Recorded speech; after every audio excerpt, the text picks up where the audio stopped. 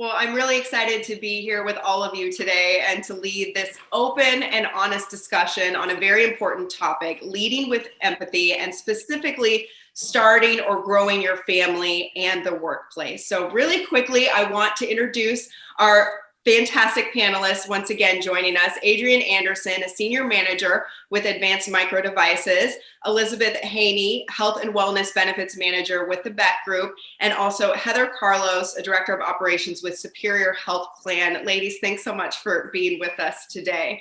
First of all, I want to start off talking about announcing your pregnancy at work. This is something that a lot of us have experienced.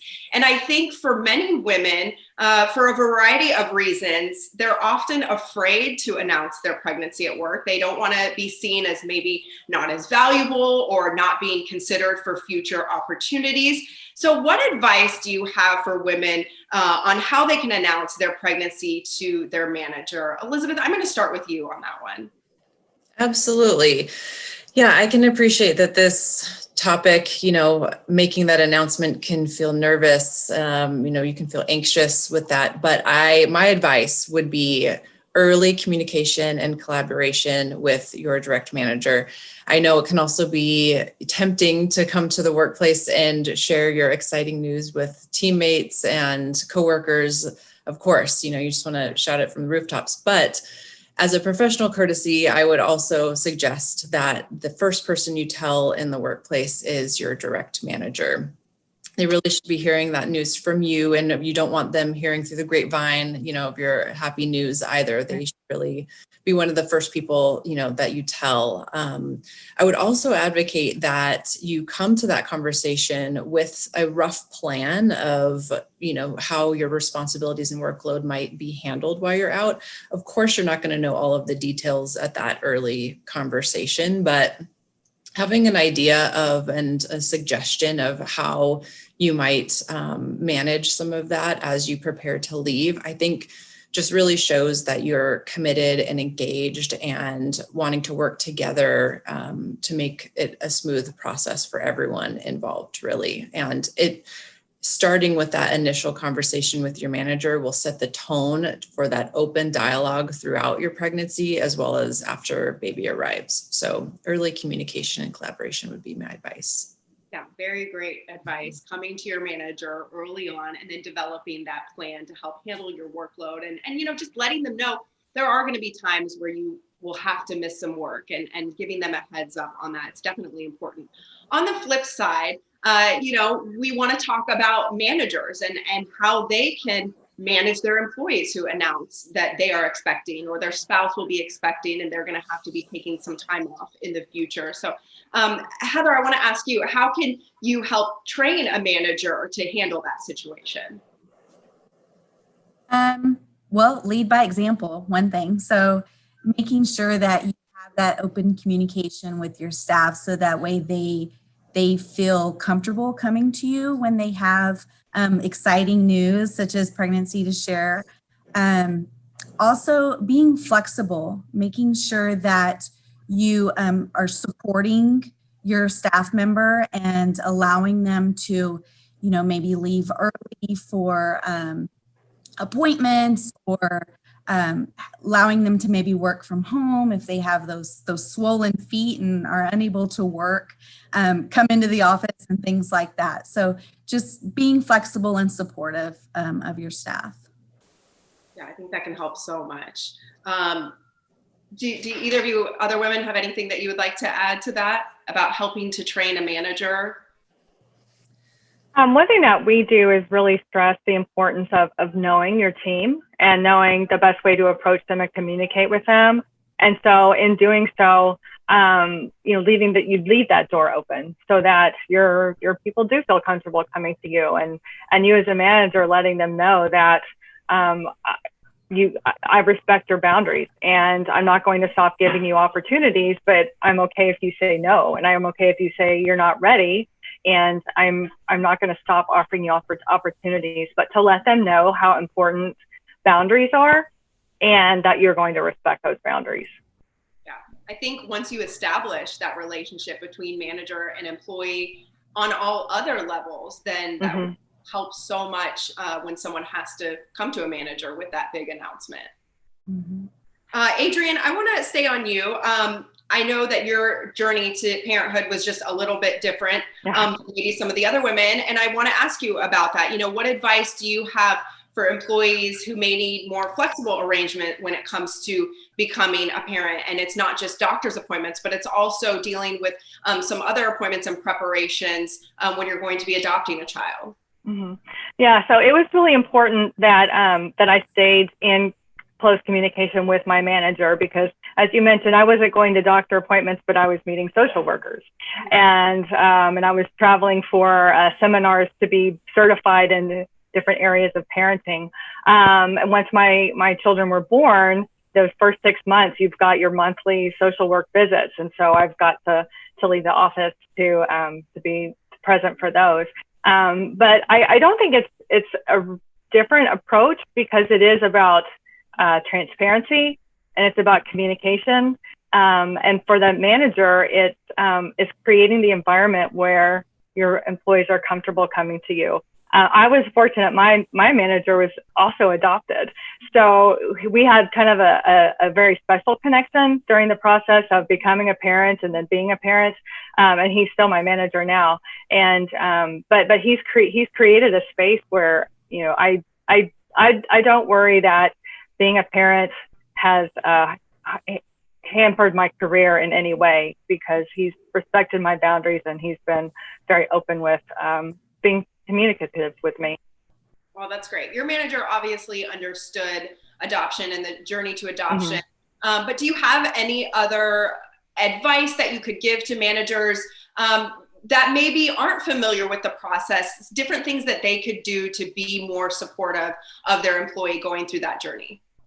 Well, I think in speaking with other people, I've heard people ask some questions that aren't necessarily appropriate. You know, why are you adopting? It's really not anybody's business.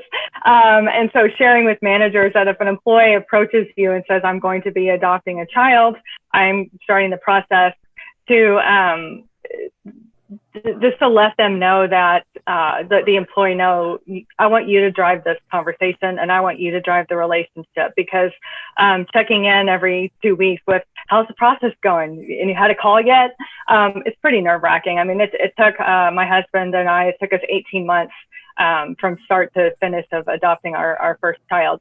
So the, you know, you wouldn't ask personal physical questions about pregnancy. So, you know, being thoughtful about what kind of personal questions are you asking somebody who's adopting. Right.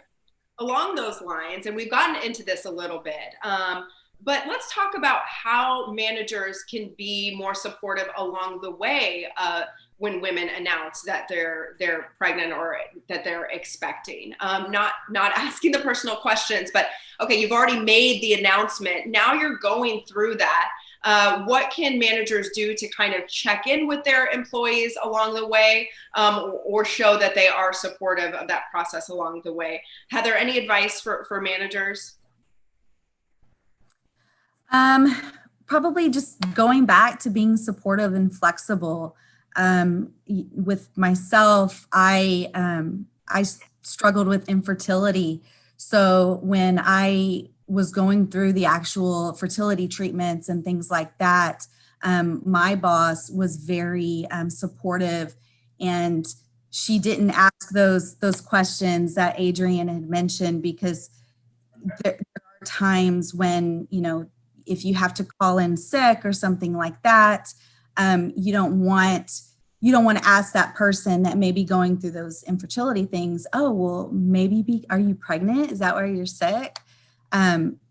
Being more concerned about how they're feeling instead of asking those personal questions along those lines.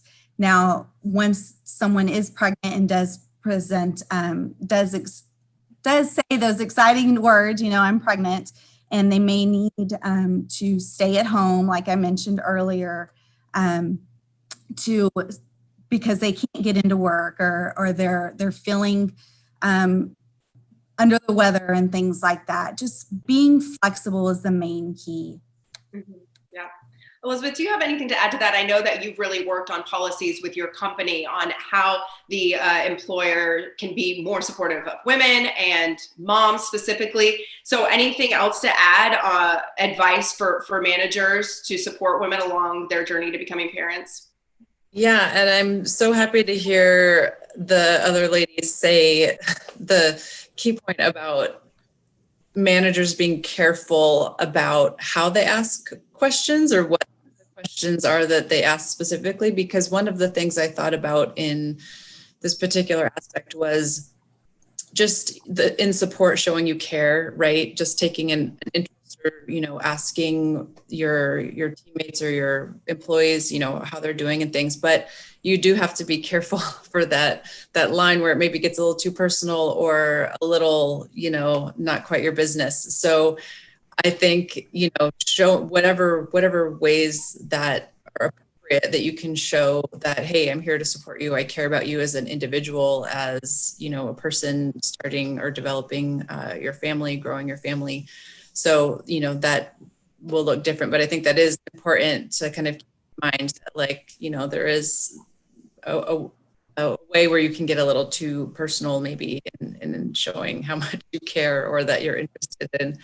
But from the employee side, I would also advocate for, if you have that open conversation with your manager and something comes up where you do need some flexibility, already kind of thinking ahead to solutions or ways that, you might be able to complete your work in a different way. So maybe it's you have a laptop at home and you're able to do some work from home, and sharing that with your manager that you're already thinking about those things, so that they're not into that problem solving mode of like, oh, Elizabeth can't come into work, I've now got to fill XYZ.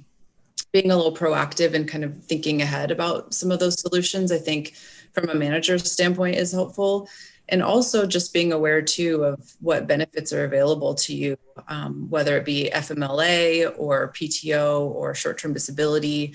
As you get through different phases of your pregnancy, you may need bed rest, or you may need some other medical, time away from work before baby arrives. So just being aware of what some of those benefits are that are available to you, so that you can use those if they come into play as well.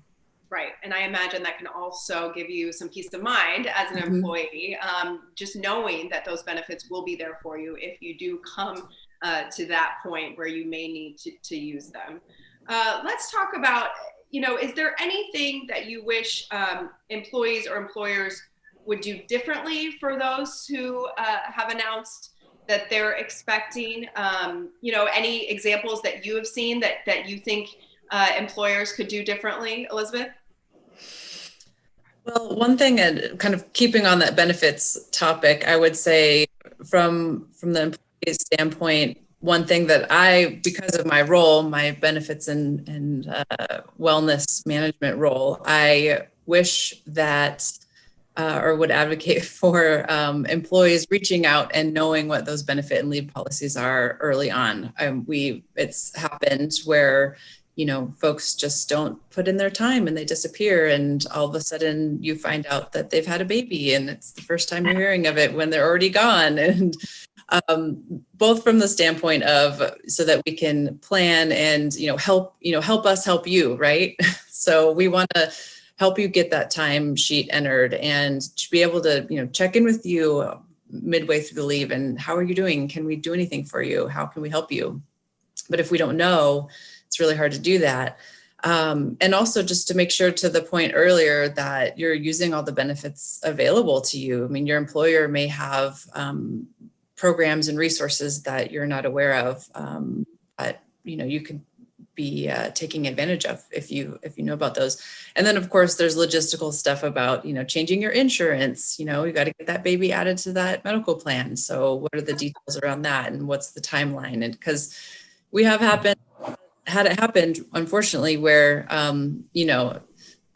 baby doesn't get added within the time frame of the plan that the plan allows, and then it's a whole nother conversation that happens after that. But in terms of getting baby added to that medical insurance, so just informing your benefits and HR team, and so that we can better help you through the process. I was definitely guilty of the not adding the baby to the insurance. No, Lauren. I know. I just had a baby 5 months ago, and I luckily had to go pick up a prescription, which was very expensive because it wasn't covered because I hadn't added her, but it wasn't the deadline yet. So I was able to.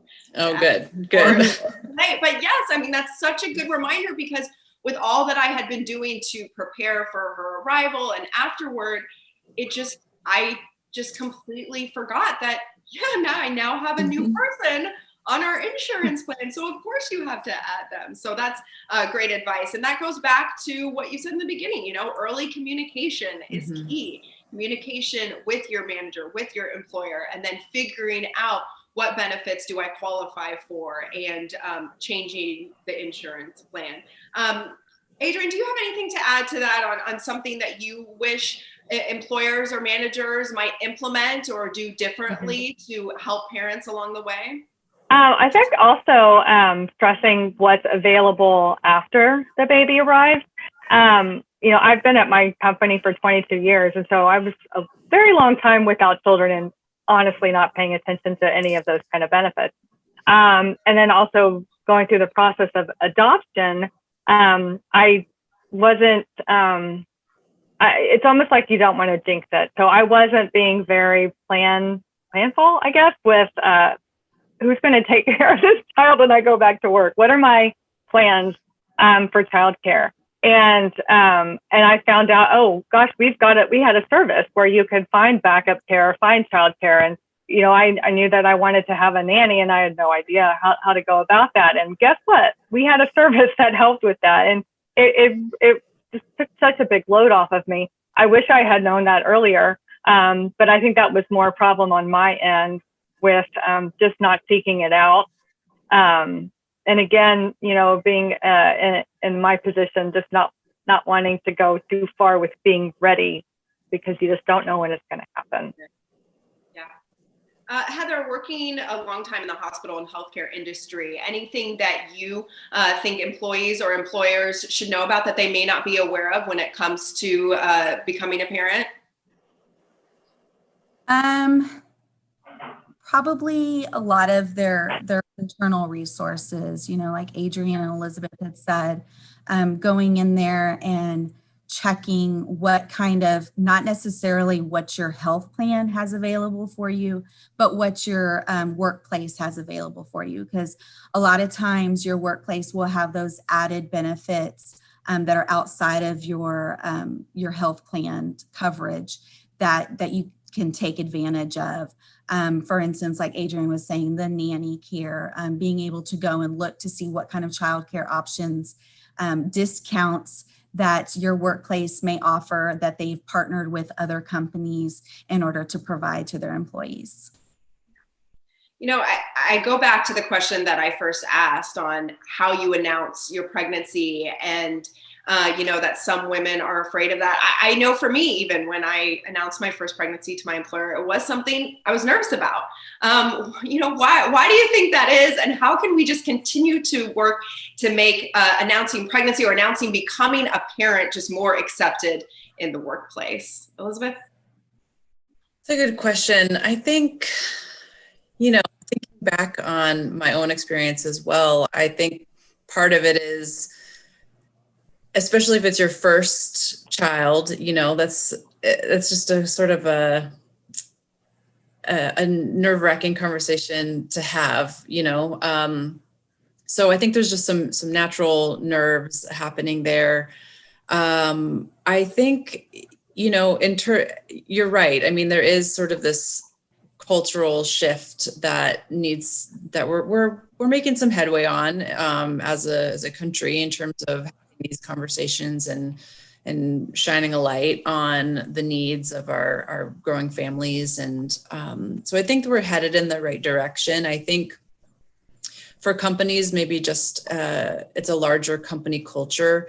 And I think, you alluded in the beginning, I think, about policies and paid leave and all of those things, which certainly help, but there's a more cultural aspect to it as well. And I think as a whole in making this conversation easier as we move forward, I do think that the policies are a good start, and that leads the culture, which then feeds expectation. So thinking about, if you've got a company with a great company culture where,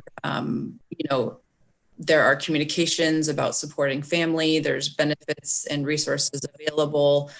I think that sets the tone and the expectations for employees as they get ready to have these conversations, that they have an expectation of how the company as a whole views their position. And also on the manager side, it sets the tone and the expectation for how we expect our team members to be treated as they expand to their families. So it's a hard nut to crack, right? But I think as we just talk about it more, and I think there just will be a growing momentum for making it a more comfortable conversation to have. Adrienne, anything to add to that? You mentioned that your manager obviously was familiar with adoption, being adopted, but did you have any trepidation when you were going to approach your manager to make this announcement that you're going to be a parent? Oh, absolutely. Because again, it seems like for so long that the announcement of a child is, well, are you coming back to work? It's like not that assumption that why wouldn't I come back to work? So it's kind of what you mentioned. I guess you don't want to be mommy tracked necessarily, but then also in my case, just what is the timing? Because what if it doesn't go through? And having it's a hard conversation. So I had some trepidation about that, as far as it's like almost like you don't want to jinx it, but at the same time you have to. There has to be preparation. And so if you can work with your manager about, I'm going to be gone for a while, but you can contact me. You're setting your boundaries again. It's okay to contact me, or this is when I'm going to come back, and this is what I'll be able to handle when I come back. Just setting that just close communication of keeping boundaries, but also that seeing the employee as a whole person, and being a mother is part of who I am. So I'm not sure if I answered your question. Yeah, that was great. Heather, any final words on how we can improve empathy in the workplace when it comes to moms? I think, we talk about communication is key. I think you need to have that communication repertoire when you're communicating with your staff any other time. So if you've already built those relationships with your staff, then they're not afraid to come to you with things like pregnancy or wanting to start a family, that sort of thing. So making sure that you have that open door policy, that open communication with your staff in the very beginning, before any new family exciting news and things like that. So yeah, great advice. I think that's so important, and that's really what is key. Keeping those lines of communication open between manager and employee, so that they feel comfortable coming to you when they're announcing their pregnancy or that their family is growing. And then you start the communication early and go from there. Ladies, thanks so much. And does anyone else have anything that you would like to add on this topic? I would just add that one thing that you forget about, I think sometimes, is, and not all of your managers and teammates are parents, but it's likely that, they are, right? And so remembering that while it can be a nerve-wracking conversation and, emotions are high, but there's a good chunk of people around you in your workplace that have children or have gone through a similar experience. So it might be surprising the support and empathy that you get. So I think remembering that there's other folks in your shoes too. I think another thing that can show empathy is being thoughtful about the returning plan. You know, when you come back, what have you missed out on? You know, has things changed so much, and you're going to be kind of out of the loop. So having that return plan of maybe not having to dive in right away, kind of get a handle on the inbox, get a handle on catching up with people, and then just slowly in phases as you get more comfortable with the time away from your child as well. But if you can have a really thoughtful onboarding plan built with the manager, I think that's a way to show empathy and to be a true leader.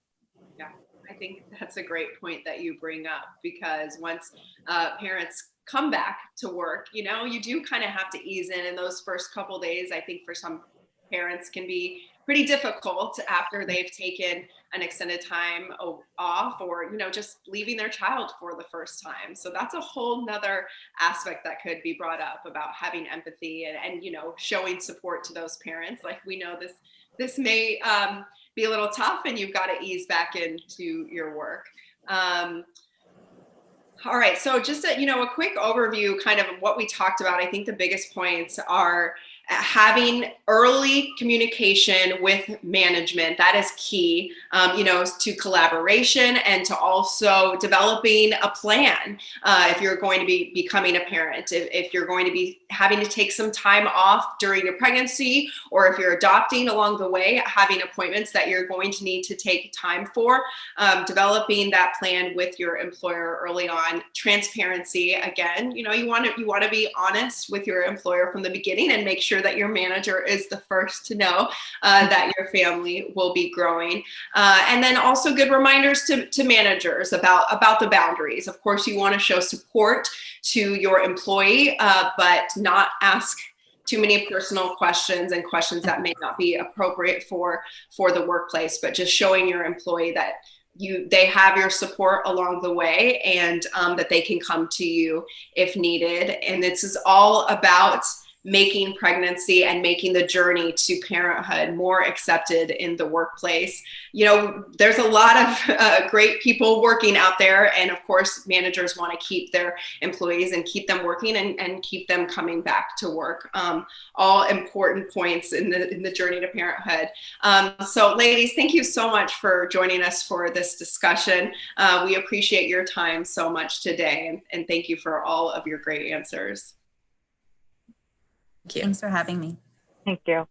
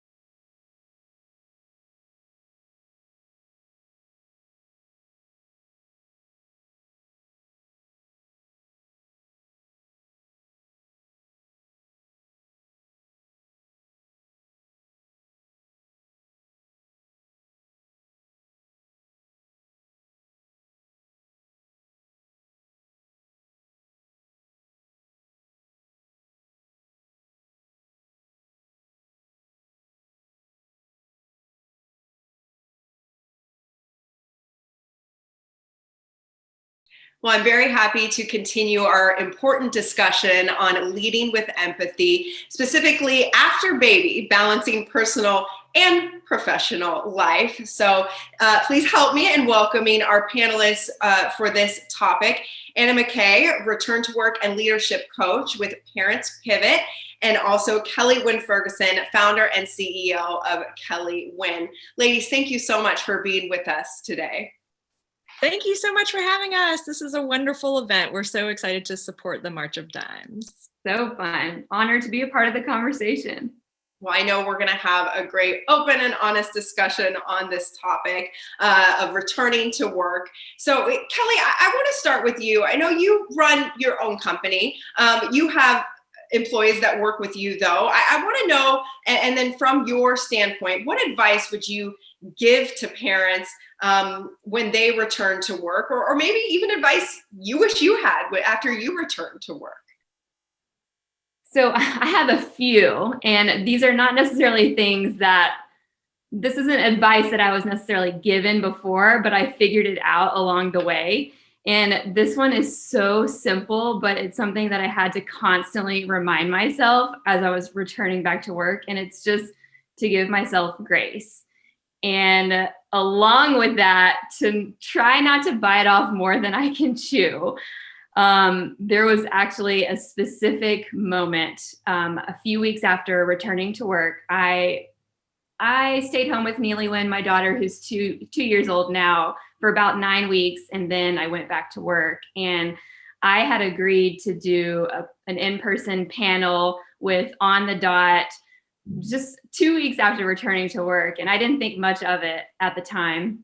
But then those I guess it was about 12 weeks after having Neely Wynn, it came so quickly, and I found myself like scrambling to get out the door. I had Neely Wynn on my hip, trying to breastfeed, do all these things, try to look good and decent, get out the door for this panel. And I was like, I have no idea what I'm even gonna say. I was so brain dead and exhausted. You know, you're in the thick of it too, Lauren. You know how it is. And I got there, and I had to celebrate the win of getting out the door and just being there. And I was just so open and honest on the panel, and I was with 3 other fabulous women that were not moms yet, and they were just giving these incredible answers, and I just felt so just brain dead, like not sure what to say. And I just was so honest with everyone. I was like, I just have to be honest that I am in the thick of it. I am so exhausted. But the biggest advice that I keep reminding and telling myself right now is just give yourself grace and celebrate the little wins, because it's so important to be positive and enjoy the process and just celebrate yourself, because getting out of bed in the morning when you're exhausted from feeding the night before, it's a win. You got to celebrate it. So that was one thing I had to remind myself over and over. Yeah, that is really great advice. And I think something that most parents can definitely relate to. The struggle is real when you are in the thick of it, especially in the beginning, and giving yourself that grace and celebrating the small things really means so much. Anna, do you have anything to add to that? Any advice for parents when they're first returning to work?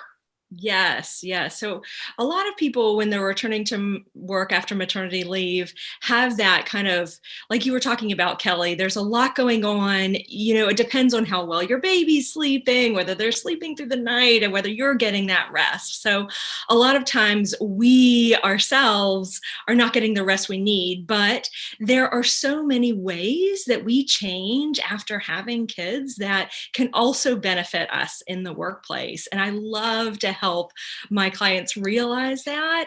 It's amazing to see, I know when I was returning to paid work, there were things that I was doing that I needed to work on in my professional life that I could also benefit from improving those in my personal life. Like, for example, I know, and this is a common thing, a lot of my clients feel this way, have a hard time saying no.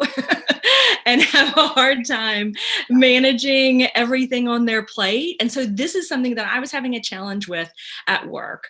And I knew that it would also be a challenge with my daughter. If I couldn't say no to her, this would be a huge challenge. So I often work with my clients to find things that they want to work on that can have an impact in all domains of their life. So for that example, like when I learned to say no and set boundaries at work, it helped me with my daughter say no and set boundaries with her. And so I love like working on goals that have an outcome in both domains. So definitely do that. Great advice. You know, you're mentioning your clients. For those who aren't familiar, Parents Pivot is an online resource hub that focuses on helping people, specifically parents, reconnect with their professional selves. You saw a need for this, and that's why you created your company. I did. And so, I work with both people returning to paid work after an extended career pause and people returning to work after a maternity leave.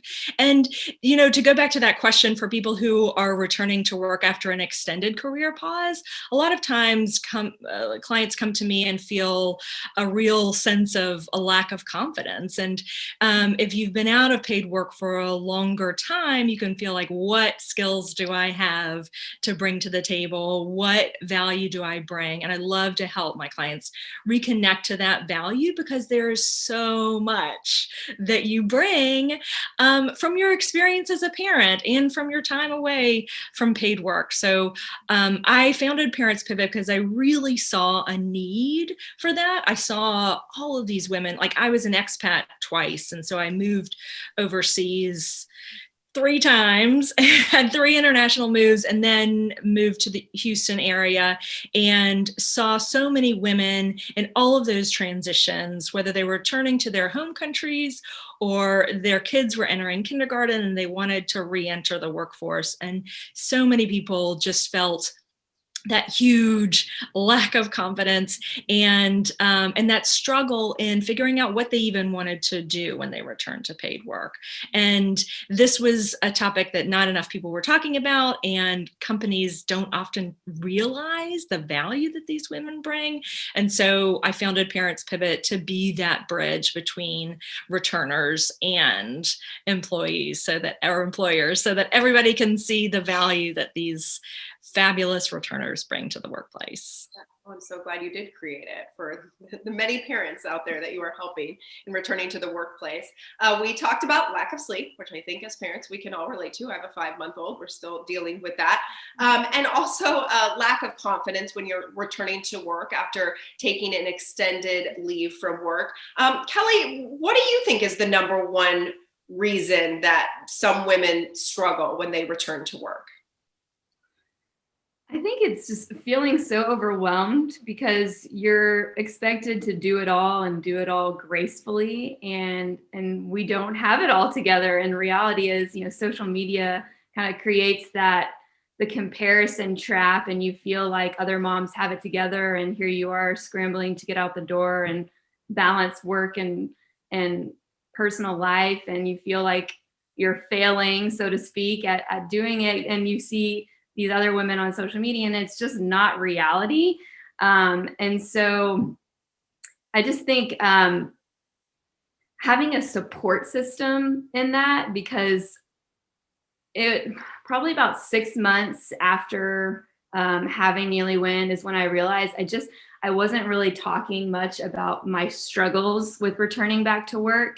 And I needed to find a group of women who I could lean on and share my struggles with. And so I found a group of working women that I could relate to. And Lauren, you were part of that group, but I finally I broke down to a friend because I was experiencing postpartum depression. And I didn't even know that I was experiencing that, because there's so many changes with your body, and no one really warned me that after I stopped breastfeeding, I had this just crazy surge in hormones, and I just didn't know how to handle it. I was going to the bathroom and crying every day, and I just didn't have passion to continue working, but that just wasn't me. I'm the most passionate person about everything. I'm so positive. And so for me to just be feeling this way and just not knowing what was going on was so hard. It was so isolating and lonely. And once I found a group of women that could look at me in the eye and say, hey, me too. I've been struggling with it too. And everyone struggles, I feel like, on some level. Just having that support system was so crucial to me. So thank you, Lauren, for being part of that support system. Yes, Kelly and I are friends. I did not know ahead of time that she was going to be on this panel, but it is so true how important having that support system is for moms, for parents, returning to work or not, just knowing that you have someone out there that you can talk to, especially when you're going through that and feeling that way. It's so important to surround yourself with others that you can rely on. And anything else that you want to say about the number one reason why women may struggle going back to work? Yeah, I think you hit it on the head there, Kelly. I think that, it's difficult. It's such a time of transition. And personally, oftentimes we celebrate a new baby coming into our lives.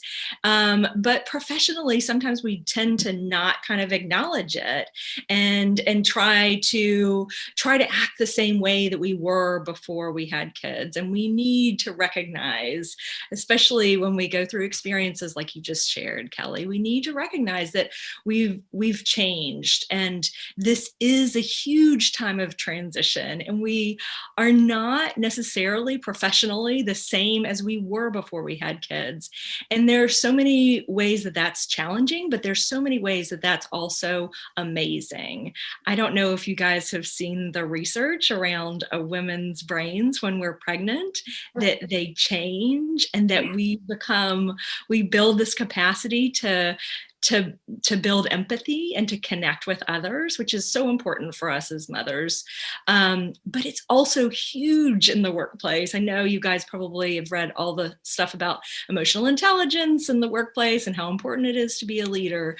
I think it's incredible that when we go through that experience, of having a child, that our brain changes and makes us more open to building the capacity for empathy. And then we all know, if we're parents, we get plenty of time to practice. Right. Building those skills. So I think that like recognizing and connecting in with those, the real benefits that we get from being parents and how they play out in the workplace can be helpful. Such a good point that you bring up. Kelly, you started to go into your experience dealing with some postpartum depression. Anything else that you want to share with those watching who may be experiencing the same thing, or, on the flip side, employers that may be not even realizing that their employees are dealing with this? Right. Well, from the employer side, it's just so important to check in with your employees and just ask them, how are you doing? Not just professionally, but how are you doing personally? Because women want to feel heard. And I think if you are acknowledging the fact that, hey, you've been through a huge transition, like you said, Anna, and I'm here for you, and I want to know how I can be praying for you, how I can help you, how I can support you, is really important. And I had an employee that had a baby and went through some postpartum depression that before I had Neely went. So I didn't really even understand the experience before. And I've learned so much through going that, and have asked her, how can I be better? And what would you have wanted and needed from me? So that way I can just be a better boss moving forward. And obviously I've been through the experience myself now, so I've just learned a lot. But yeah, the postpartum depression, it just felt so isolating. And so I just want people to know that you're not alone. So if you're experiencing any signs of just sadness and anxiety or lack of desire, it doesn't have postpartum depression. I think when women think of it, they think of, that means that I don't love my baby or I don't want my baby. And that's like the extreme. So there's different levels of it. And, when you go to the doctor and you fill out the form that's asks, they ask these hard questions, like, do you feel like you want to hurt your baby? And immediately I'm like, no, I must not be experiencing postpartum depression, because that is far from the truth. And so I think we need to ask more questions and just realize that women experience different levels of it. So it's okay if you're experiencing it, and you need to just talk to somebody and get that support system, and talk to your doctors and your family and friends, and just talk about it. And so that's why I'm talking about it. Obviously it's a personal experience, and I have chosen to get vulnerable about it because I want other women to know that you're not alone. And anything to add to that, advice for women who have experienced some level of postpartum depression or anxiety, and then that's contributing to them maybe having some concerns about returning to the workplace? Yeah, I mean, I think that's what you said earlier, Kelly, about having a support network and really reaching out to people. You know, a lot of times we can get lost in our own thoughts and, you know, make up our own stories in our head, and really reaching out to connect with other people and finding that support group is so helpful. Yeah. So. Yeah, definitely. Good advice for all women out there to find that support group. Now, we've talked about employers and the managers, but what about employees themselves? You know, you mentioned, Kelly, that you found a way to be very supportive of an employee who was having a child before you. So what advice can you give to employees to be supportive of their coworkers? I mean, male and female, who are growing their family. So I'm going to tell you a quick story. So my mom instilled in me at a young age to surround myself with balcony people. And she explained that balcony people are the ones that are standing in your balcony, cheering you on. Basement people bring you down, balcony people bring you up. And so all throughout my life, she was like, make sure you surround yourself with balcony people. And so I've always done that and naturally done that, but I haven't actually instilled it into my company culture until recently, just going through all these different experiences. And I was like, this is so important for us to talk about at work and actually be balcony people for each other, and not just, you know, each other, not just your coworkers, but the partners and vendors we work with. For every email you send, make sure you're being positive and being that balcony person. And then to our customers. So that's why we started sharing inspirational quotes on Instagram, just to try and be that positive light in such a negative social media atmosphere. But it's just so important to be balcony people for each other. So I think just reminding, and as a leader, just setting an example of being that support system for my employees, and just setting an example to be balcony people for each other is just really important. And all businesses should do it. I love that so much. I think everyone at home is probably making a mental note of that. You know what? Who are my balcony people? And I need to surround myself with more balcony Yes, people. for sure. Anna, anything to add to that? Ways that coworkers can be more supportive of someone who has announced that they will be growing their family? Yeah, no, I think that's a wonderful tip. Find those balcony people. I think that also recognizing that, you know, the Mom Project did a study recently on moms in the workplace and all the benefits that you get when you hire moms, and it increases productivity, that it increases a sense of collaboration and connectedness. And I think, you know, it's really amazing that all the skills that we bring as moms. And so I think that, you know, checking in and really connecting with people, making sure you understand, you know, what's going on with everybody and what's going on with everybody in your team, where they're coming from. There was one more point that I wanted to bring up about employers and what employers can do, because I think especially now in COVID, we've got so much going on. Moms, parents, it's crazy. And so I think really, and we're coming up to the end of the year for many people. So I think employers really need to focus on outcomes when they're taking a look at performance, and not necessarily focus on like the FaceTime or focusing on the, you know, when we were back in the office, like how much time people were spending at work. People need to focus on productivity and output. And I think that is a way to benefit all employees and employers, is that if you focus on the tangible work that gets done, instead of how many hours you're spending doing it, you can be way more productive and have the best results. I love that. Yeah, because I think sometimes probably employers can get a little too caught up, maybe, and managers get too caught up in the day-to-day and how each employee is spending those hours at work, or when are they away from work and what are they doing, but focusing on the finished job and that the work is getting done could be most important. Any other advice, Anna, for employers on, you know, the benefits to hiring parents, and how they can be more supportive of those parents? Yeah, and I think flexibility, that's another thing that we've seen have a real impact on working parents, especially during COVID. And it benefits all of your employees, not just your working parents, but having that mentality of flexibility and real concern and empathy for your team. Both of those, I think, are really key. Yeah.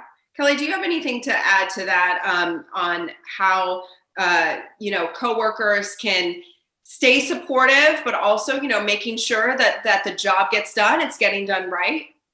Yeah. I mean, I think we've learned a lot in a COVID world that you can do a lot from home. I mean, you have to make sure you have set up the right, areas for you to work, because it can be very distracting at home, but it is pretty amazing. Like if you are flexible with your team, sometimes if you're under pressure, you can get more done in a shorter amount of time than if you were just spending the entire day at the office. I hate wasting time. So I agree with you, Anna. It's better to be flexible and focus on the outcome rather than just the amount of time you're spending somewhere. So I think that is really important to look at as an employee. Yes, and if you want to get something done, you got to here. I definitely I need that flexibility as well and that grace. So I am definitely one to extend that grace when I can. So yeah, I love it. And I was just saying, I think you cut out for a little bit, but that's okay.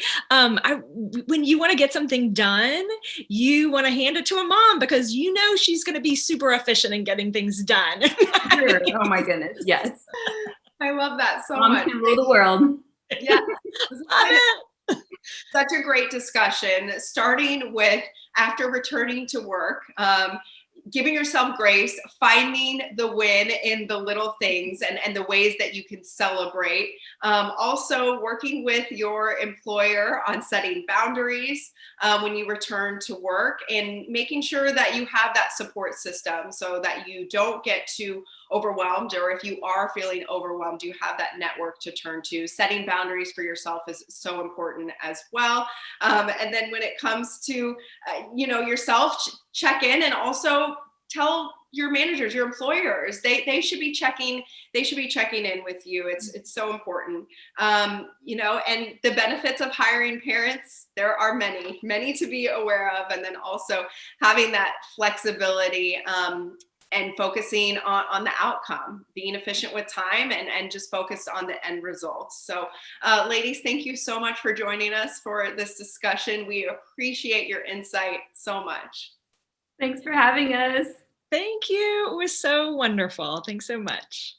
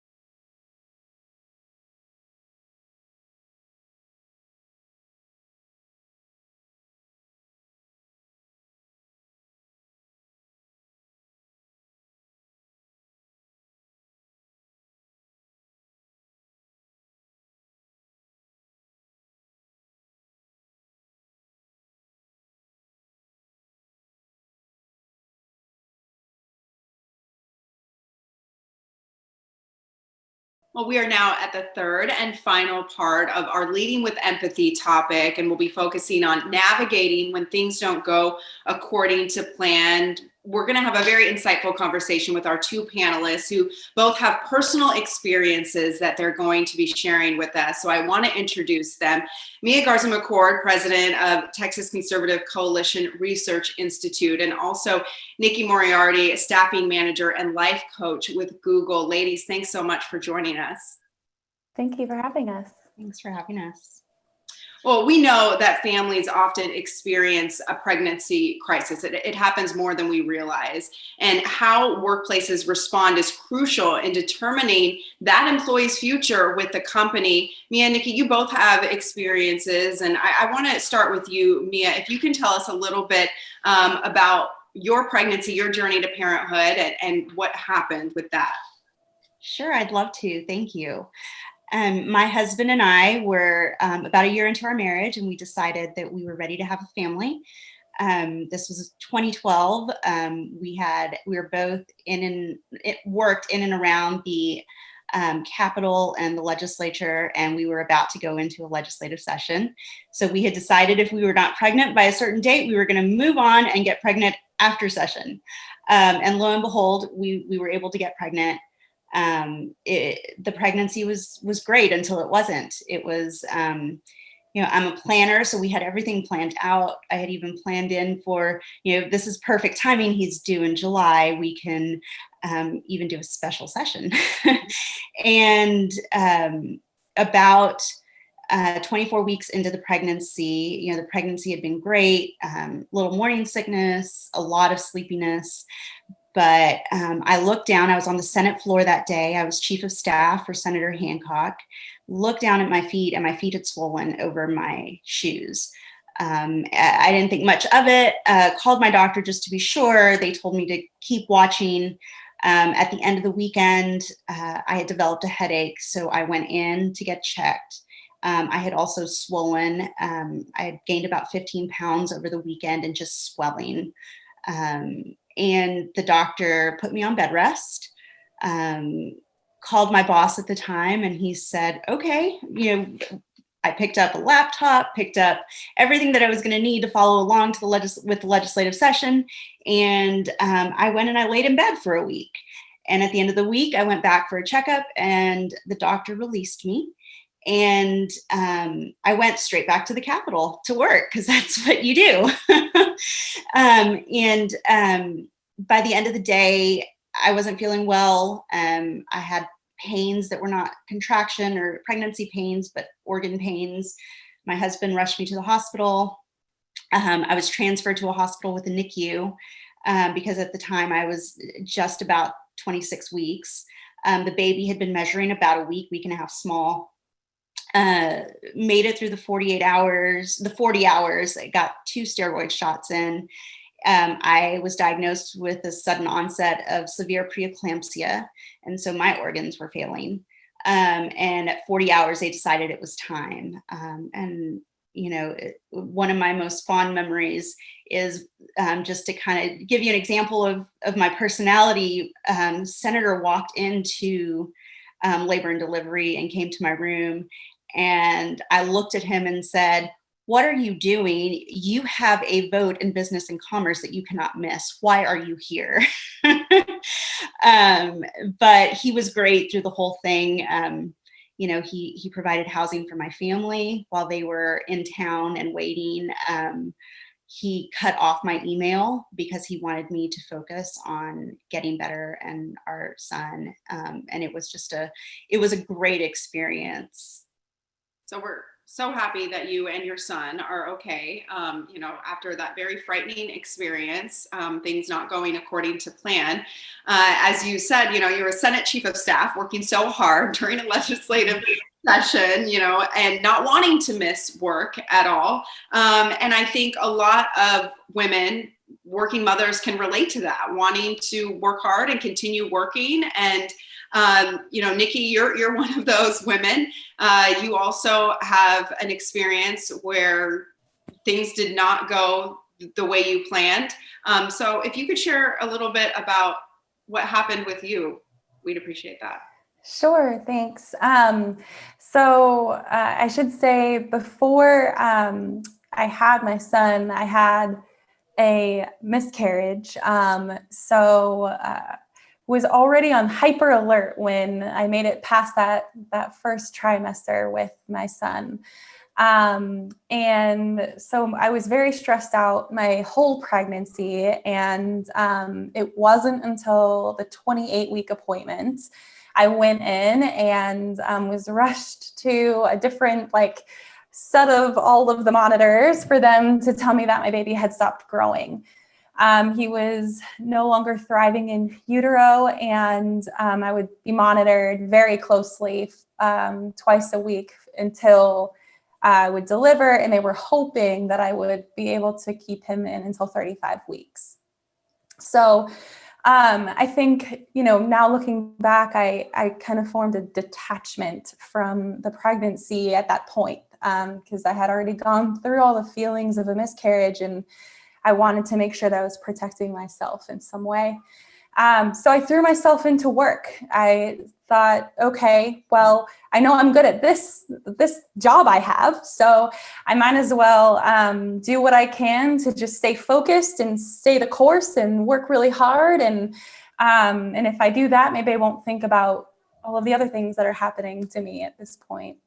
And he was due on February 29th. It's hard to forget. So he was going to be a leap year baby. And on January 12th, I was taking the garbage out at home and felt something wasn't right. And so my husband rushed me to a nearby hospital where they said I was in labor. It turns out that my the sac had broken and meconium was coming out. It's not to be too graphic, sorry everyone. And that I had to deliver that day. In fact, I delivered within 2 hours of that news.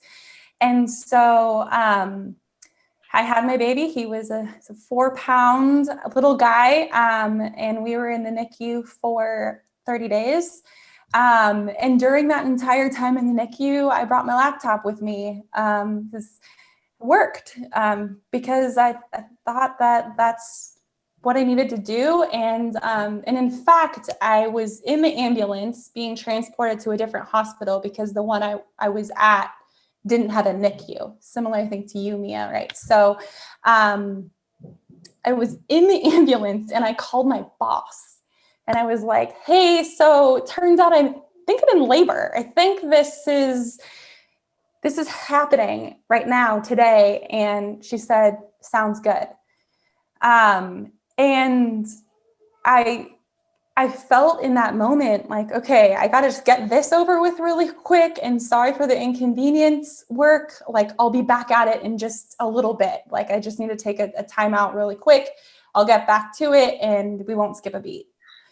And so for that time in the NICU, I worked to pass the time and just really had a hard time detaching myself from the job while I was, And maybe not the support from management that you should have had at the time. And that would have probably helped you so much during what was the most difficult time in your life.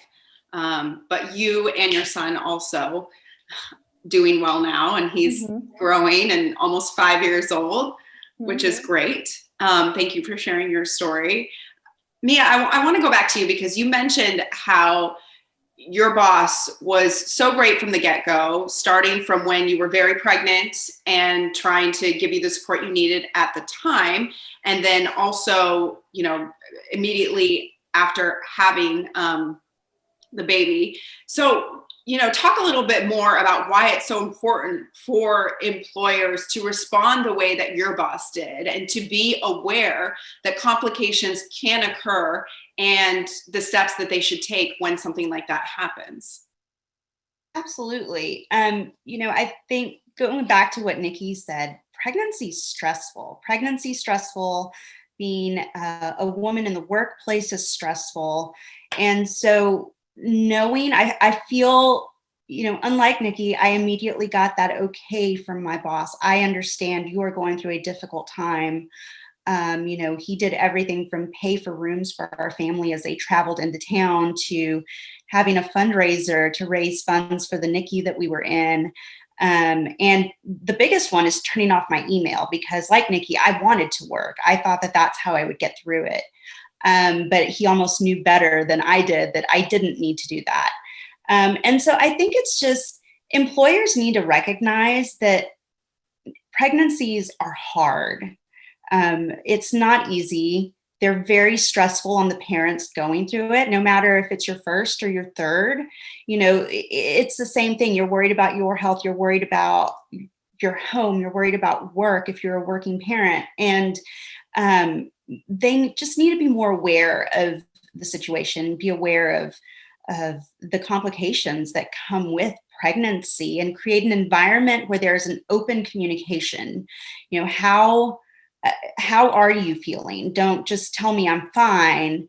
How are you feeling? It's okay to not feel well today. I understand that. My Senator Hancock would prop pillows on in his office when we were in the middle of meetings, so that I could rest and do what I was supposed to be doing in that week that day I went back to work. I mean, that's just a complete, above and beyond what I guess you would expect.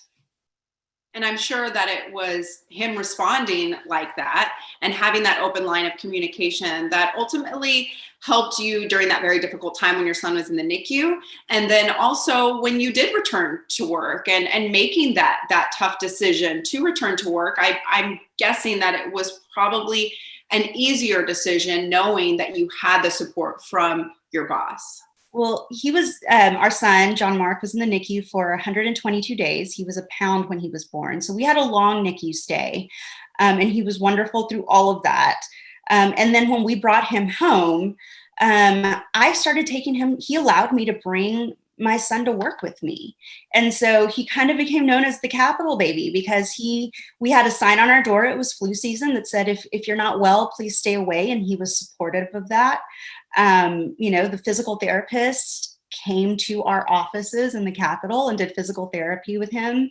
I had a little nursery set up in my office. And so it felt good knowing that I wasn't having to choose. I wasn't having to pick between, I could bring him to work. Everybody in the office, all of the others that worked with me were incredibly supportive. And the senator was understanding and knowing that we had, there were weeks that we had a doctor's appointment every single day of the week, and just making that work and working with me, it made the situation so much more comfortable. And the stress level really, that stress level decreased immediately because I was able to be with my baby and work at the same time. Yeah. And I'm sure helped with your productivity levels since you were able to have him there with you. Nikki, I want to go back to you. Of course, you work for a great employer, and there's definitely a distinction between manager and employer. Your company has always, you felt, been supportive of you. But sometimes there are things that a manager can do to be more supportive. And so, I just want to ask you about that. Going through what you went through and your experience, what advice could you give to management so that they can be more supportive of their employees throughout pregnancy, and then if a complication does arise? Yeah, I think taking a page out of me as a manager's book sounds like a good idea. I think simply being there, my manager wasn't in the same place as me at all. She's in California. But I think even reaching out via an email or, a letter or whatever it is, just to let me know that she's thinking of me, or is there anything that she can do? I think too, as managers, we don't know what to do. There's no handbook on any of this. And sometimes we feel like if we do reach out, or if we're too involved, that person might then feel like they need to respond. And so I think being upfront and saying, hey, no response needed. I just want you to know I'm thinking of you. I hope you and baby are doing great. Here if you need anything. And again, there to support you in your new mom journey, and that we've got it taken care of over here, and work is fine. Work will be fine, and work will still be there when you get back after leave. And I know that, Google offers a beautiful package of being with your baby for 6 months, which is fantastic. I mean, it's amazing. It also is stressful for the employee to feel like they've been gone for so long. So I think managers just reinforcing like, hey, it's going to be okay. Like, your job will be fine. Real quick, I want to ask both of you if there was anything that you wish you had known from your employer ahead of time. Obviously, you were not predicting to have any sort of complications. But when that happened, looking back, is there anything that you wish you would have known about, the company at the time, or things that were in place in case of a complication? Nikki? It's a good question. I'm sure there are. Google's amazing, so anything I could have ever wanted or needed was there. I just didn't know what I should have asked. I felt I didn't know how to navigate anything that was going on with me in that moment. And then I was just really stuck on this loop of needing to be there for the company. I needed to, somehow my body of work was important enough for me to put everything that was happening with me on the back burner to be there for the company. And I'm sure if, I can't think of anything specific to your question, but they have so many resources available for us. Right. Well, and I think it goes back to what Mia was saying, that, from the get-go, she felt supported by her boss and employer, just, being there for her, letting her know if she needs anything along the way. I'm sure that helped make such a difference. Mia, anything that you would want to say to employers or to management to make sure that their parents know about if they're going into this, if there are policies in place, if there's going to be a complication? I think those are such important conversations to have up front so that mothers and fathers know what to plan for. I was lucky in that I worked in an environment where the benefits and whatnot were flexible. So I knew going into it that, I was going to be able to take time off to take care of my son. Obviously before we knew that all these complications were going to happen. But I think we, now that I'm in the position of management, just having those conversations up front, I think, to what Nikki was saying, you don't know what to ask when you're in that situation. And so even if it's kind of an awkward conversation, being able to have that conversation with someone. And, I'll tell you, I've had, after my situation and whatnot, I've had male counterparts when I was still in the Capitol who would reach out to me and say, one of my employees is pregnant. How do I properly address it? Because they wanted to be supportive and they recognized that there might be maybe a communication barrier or whatnot. And I thought that was really great, as managers talking to each other and figuring out what's working. Well, we thank both of you for being open and sharing your experiences with us and with everyone at home. The mission of March of Dimes, of course, is to have healthy moms and strong babies. And I think having conversations like this can only help that mission. Just to do a quick recap, we know that pregnancy, of course, can be very stressful and not go as planned. And it's important that employers and managers are aware of that. There can be many different complications from start to after baby's arrival. So reaching out to your management, having a conversation from the get-go. And then it's important for management to let their employee know that they are supported and that they're there for them. Having a conversation from the beginning and a plan and knowing how things will go if a complication arises is so important. So Mia and Nikki, we thank you so much for taking the time to be with us today and being a part of this conversation. Thank you.